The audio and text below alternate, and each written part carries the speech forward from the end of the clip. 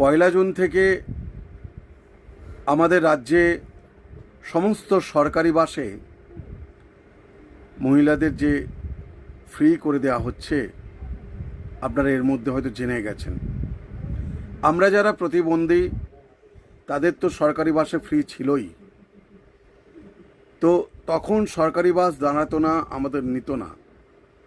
এবার কি রাজ্যে সমস্ত বাস স্টপেজগুলোতে কি বাস দাঁড়াবে? প্রথম প্রশ্ন।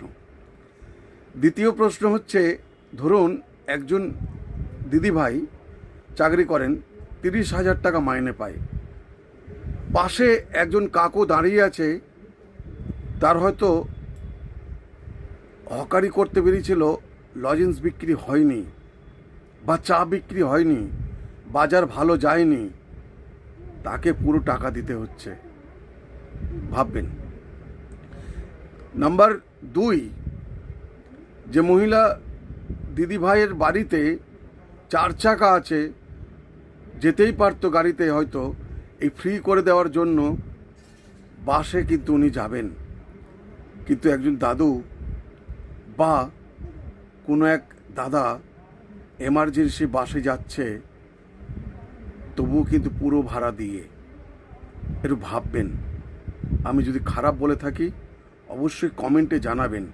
তো আমার একটা অনুরোধ হাত জোর করে করছি, মাননীয় মুখ্যমন্ত্রী মহাশয় আপনার কাছে এবং যিনি পরিবহন মন্ত্রী আপনাদের কাছে অনুরোধ একটাই, আমাদের তো বাস ভাড়া ছাড় ছিলই, এবার রাজ্যের মহিলাদের জন্য ছাড় আছেই, কিন্তু স্টুডেন্ট যারা, দেখবেন আপনারা বলবেন স্টুডেন্ট তো মহিলা একজন, তারও ছাড় হয়ে যাচ্ছে, কিন্তু অনেক বাড়িতে আমি দেখেছি যারা কিন্তু টিফিন খাওয়ার জন্য টাকাটা দেয়, আবার কলেজে যেতে হয় বাসে করে, সেই ছাত্রর কি হবে?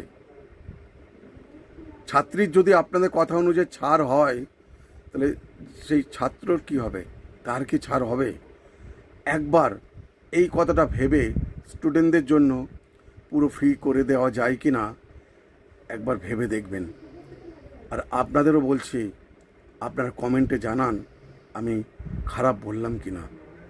যদি ভালো বলে থাকি তবুও বলবেন, খারাপ বললেও বলবেন, তাহলে বুঝতে পারবো যে আমার বলাটা কোথাও একটা যাচ্ছে বা যাবে। ধন্যবাদ, ভালো থাকবেন। পরের ভিডিওতে দেখা হবে।